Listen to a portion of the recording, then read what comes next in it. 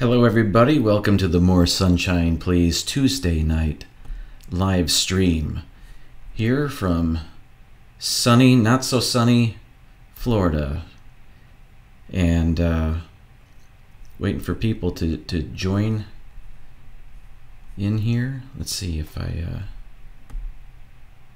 gotta set up my screen here and go to studio mode.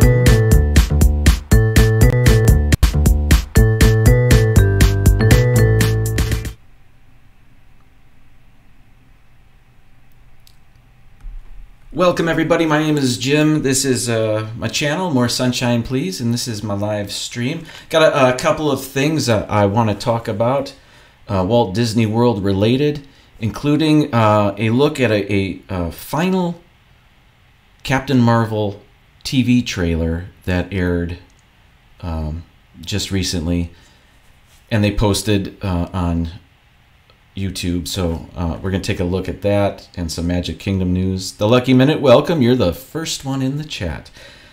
Thank you for being here. So I'll just get going and then people will join in, hopefully, as I continue. And I made this video. Bill Nusselman, welcome. Good evening to you. I made this video encouraging people to join in the chat.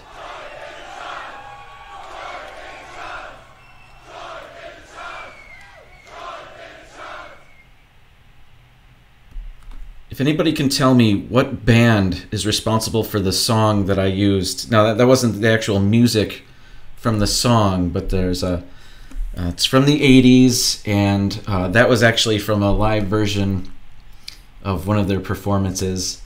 They actually are saying join in the chant, but I thought it sounded an awful like chat, so I don't know. I'm reaching, I guess. But we'll get into this. ActDev, welcome. My first story I wanted to talk about was Disney, and this is kind of a week-old story already, but this is about Disney's new solar farm. Now, it's not the one that's shaped like a hidden Mickey, a giant hidden Mickey. I guess not so hidden if you can drive by it. But this is a very large, it's on the west side of Disney property, west of the Magnolia Golf Course. Disney Parks released a video that they posted to YouTube. I'm going to show that. It doesn't show much, it's just kind of a time lapse of them installing solar panels. But here it goes.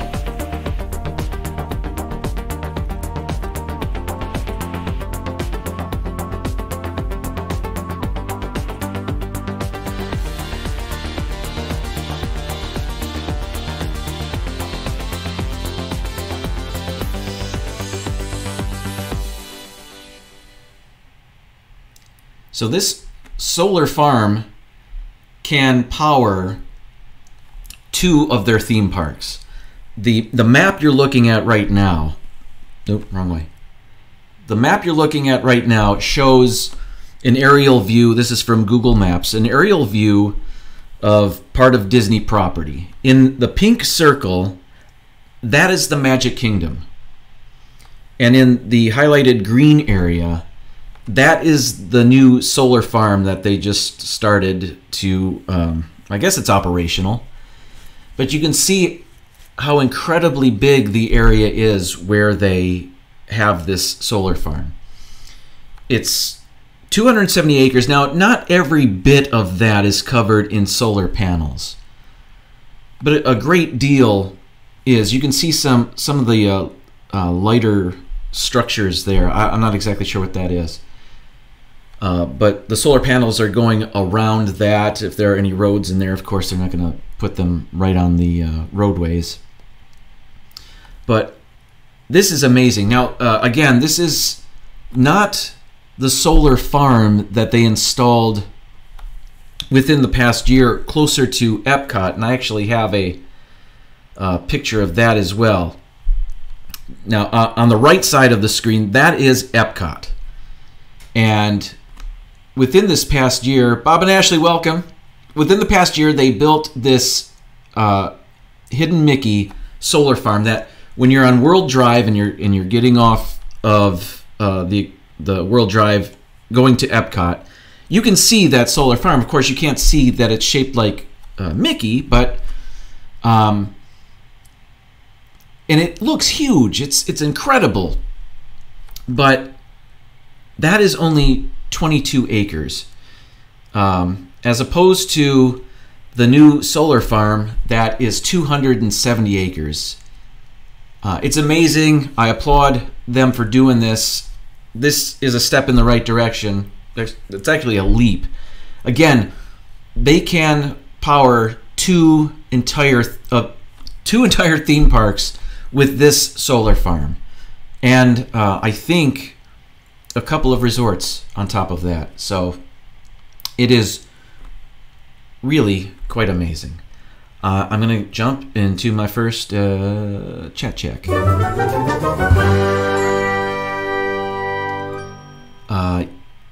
Yes, I can see people talking about how bundled up I am.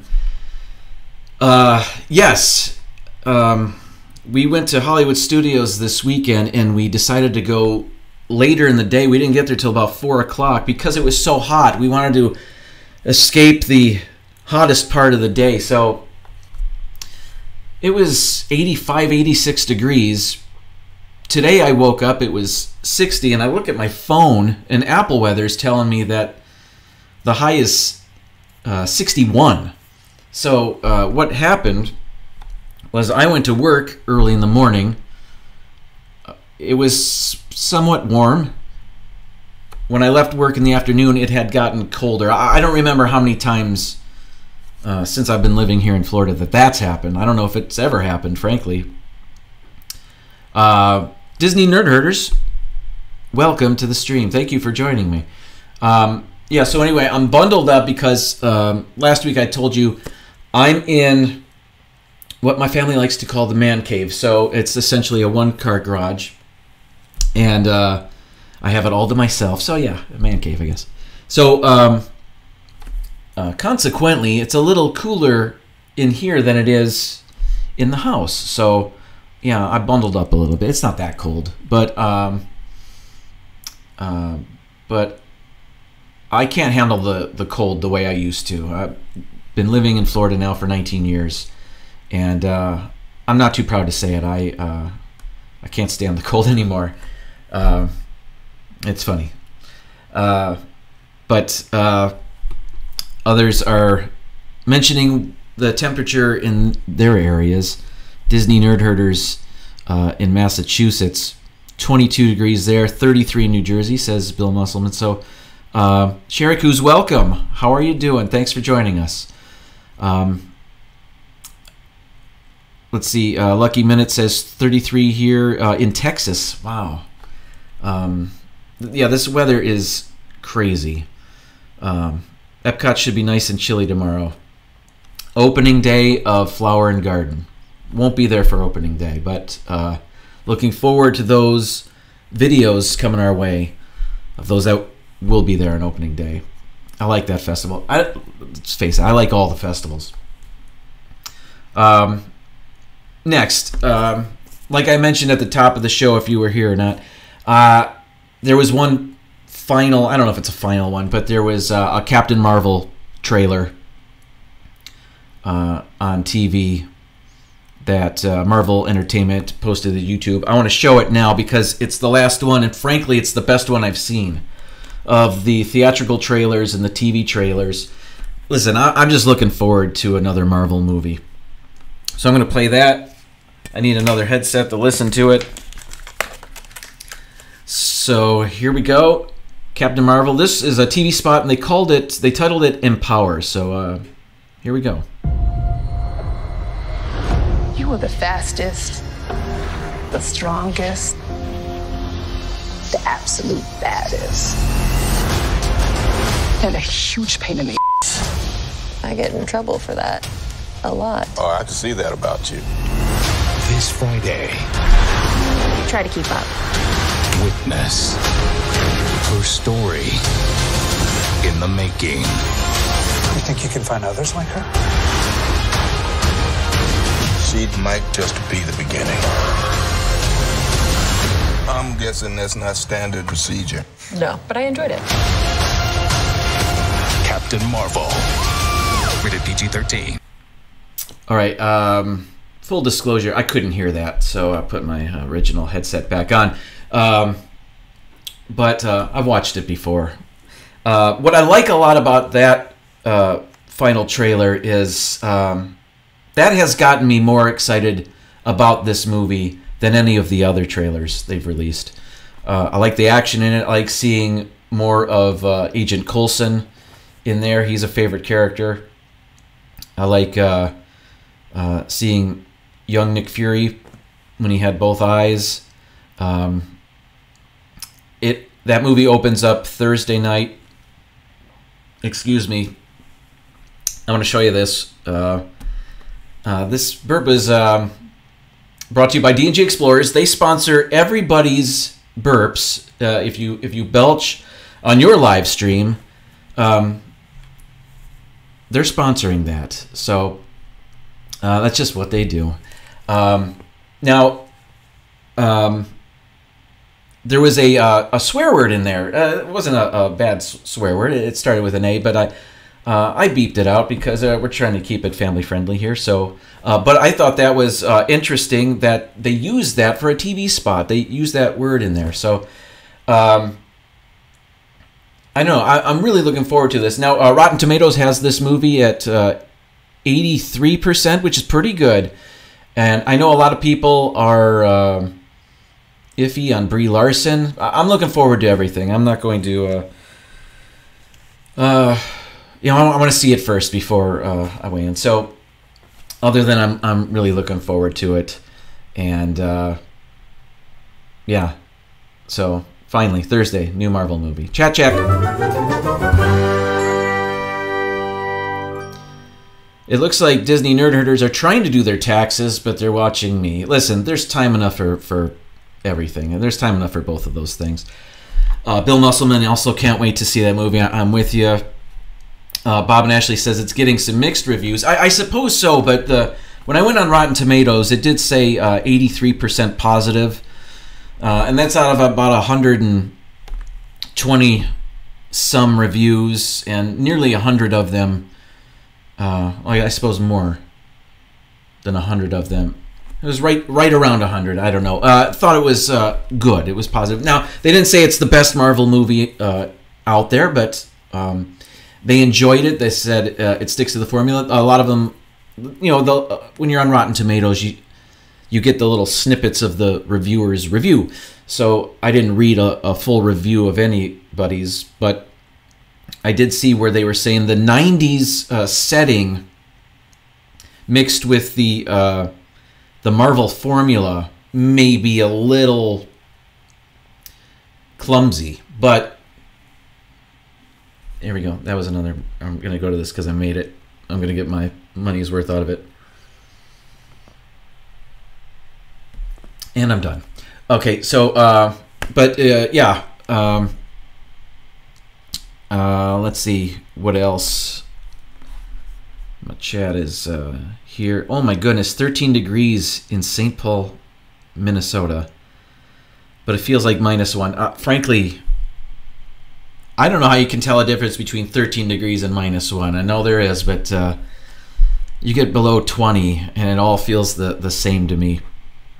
When we went to Michigan to visit family last Christmas, it never got above 16 degrees while we were there. We were there for a week or 10 days or whatever. We're from Michigan, so it's wasn't new to us, but glad I live in Florida now. I'll leave it at that. But all right, let's move on. There was something. Oh, some other news. I don't necessarily have video for, but some news. And do I have it here? Yes, I do. Here's a story about the Magic Kingdom. There's a walkway that goes behind the castle. The picture you're looking at is Cinderella Castle, Over on the left is Sleepy Hollow Refreshments, and what's circled in yellow is a pathway there. Now, it's a very narrow pathway. If there's a stroller on there, you are stuck waiting for that stroller to move before you can get by. Disney is going to be widening that walkway. I like that.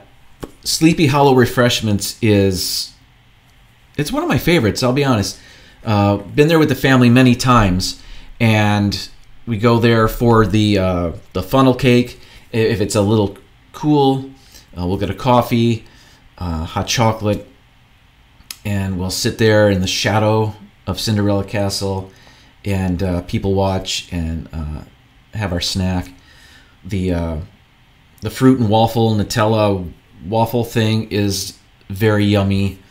I've had the chicken and waffle. It was like a buffalo chicken waffle. That was really good. You know, they don't have the biggest menu in the world, but what they have, it's all, you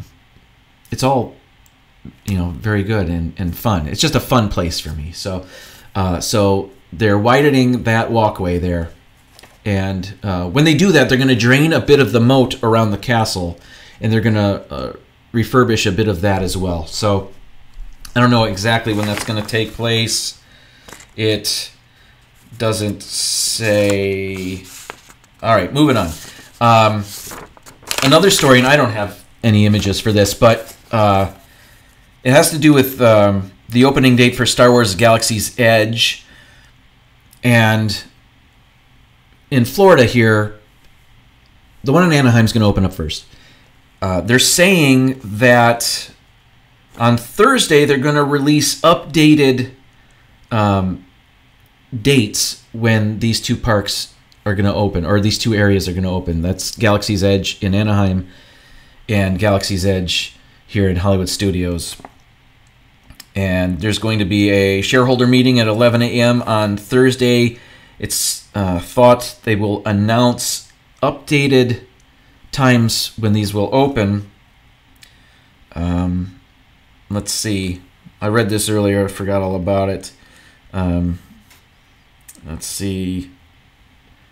So they're thinking now that construction has gone so smoothly and so well that Galaxy's Edge in Florida may open in September or October.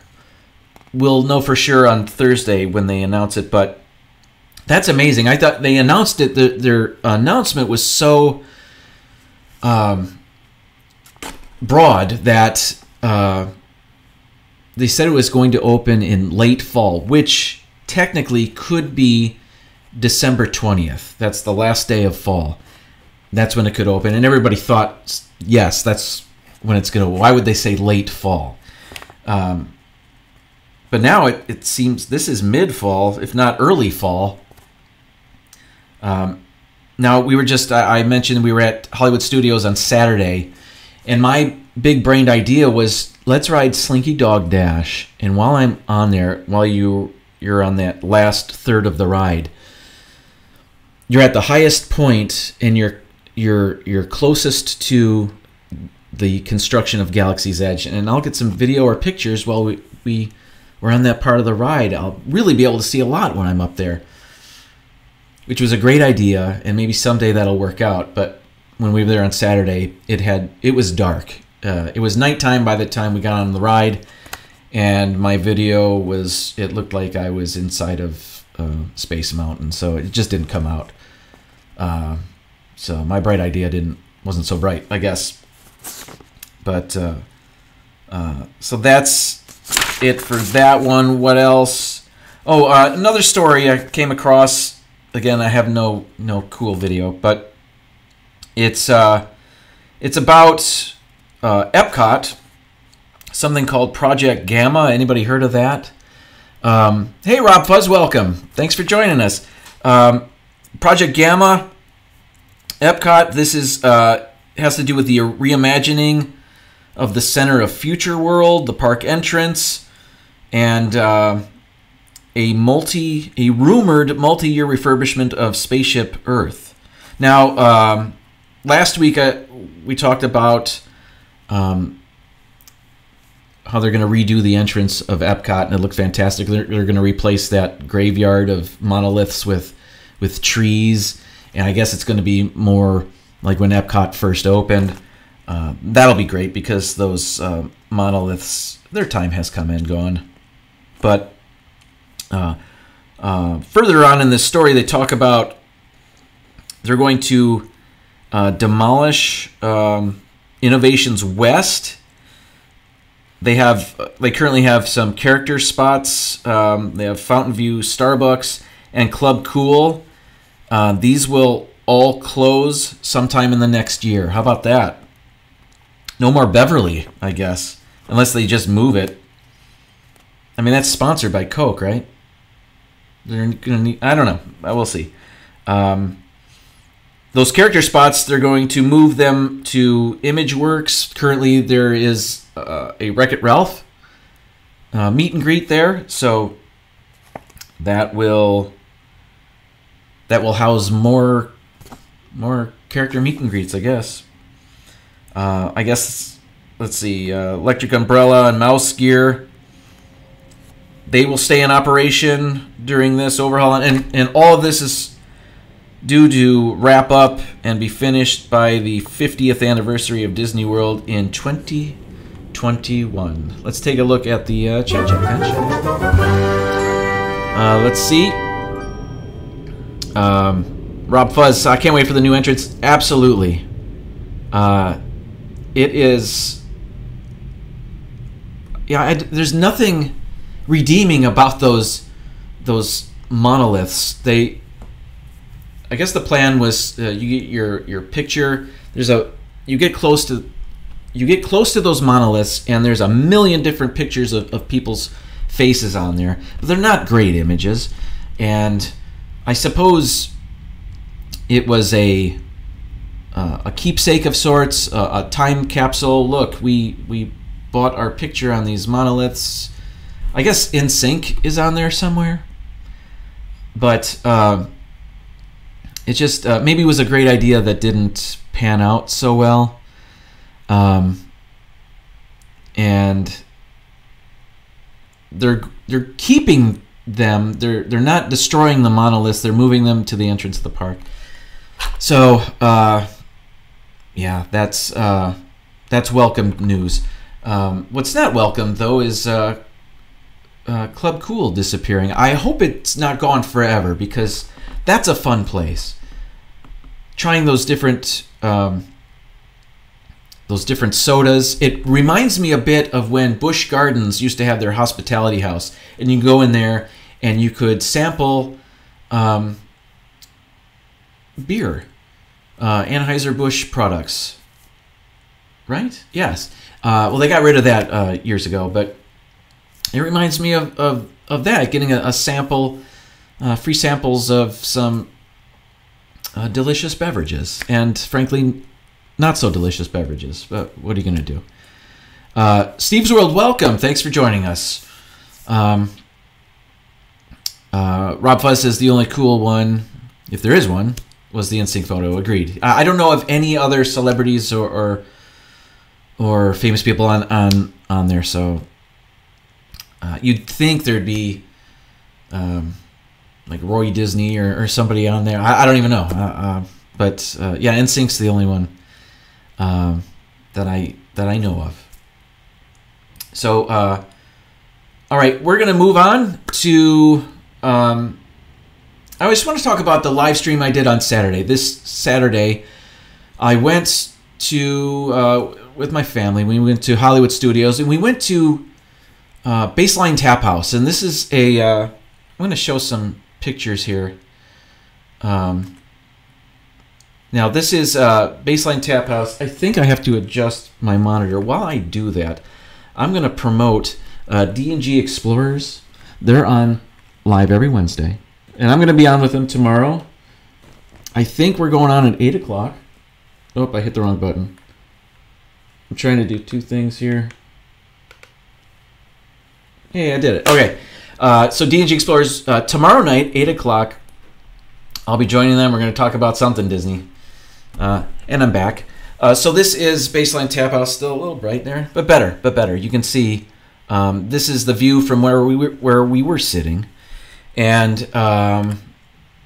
this is a view of the actual bar itself. Baseline Tap House is pretty much just a bar. They serve 4 food items. We got 2 of them and enjoyed it. But I went live as when we were sitting there, and everything. Oh my goodness. That burp was brought to you by D&G Explorers. D&G Explorers! I'm loving it. So anyway, we went to Baseline Tap House. I went live, and the audio is great. However, the video, every 3 seconds, would pause. It would glitch, and it would capture me in a ridiculous pose. Because it was just at random, and I didn't know what was happening. Now I think I could adjust something and make it smoother, but lesson learned. But what I have here is some stills from the live stream. This is the pretzel. That's a little bright, huh? The pretzel came with a house-made mustard and a cheese fondue. Not bad. The cheese fondue, the cheese was... it was like a fancy nacho cheese that you'd get at 7-Eleven. It was no big deal to me, but it was good. The mustard, though, was very good. So we ate that with our steak puff right there, and that was an olive salad. Steak puff was very good, a little fatty, but delicious. Came right out of the oven, so it was piping hot and delicious. The olive salad was very good, but very salty. I have high blood pressure, so I passed that on to my wife. She ate it. She liked it. But it was very salty. Then we got... can you see that? It's washed out a bit on my screen. But that's the beer we got. I went in, and I said, listen, we're interested in something a bit lighter. And he gave me a couple samples of things. I said, perhaps... I'm not the world's biggest drinker, but I said perhaps a lager. I'm not a big IPA fan, so gave me a couple samples. I picked one. I have no idea what it was.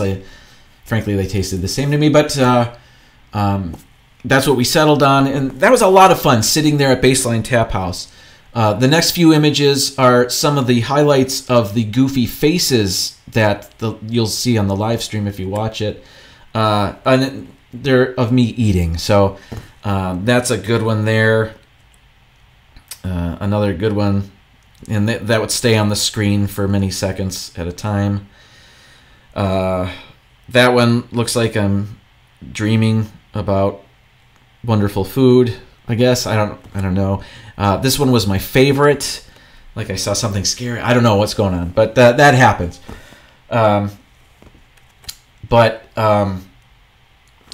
We found Baseline Tap House to be very pleasant, more of an adult vibe.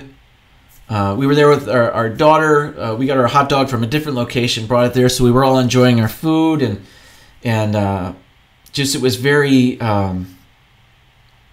The crowd wasn't crazy there, and that area, didn't have as many kids. It's a bar, but to just sit there, and it was a beautiful night.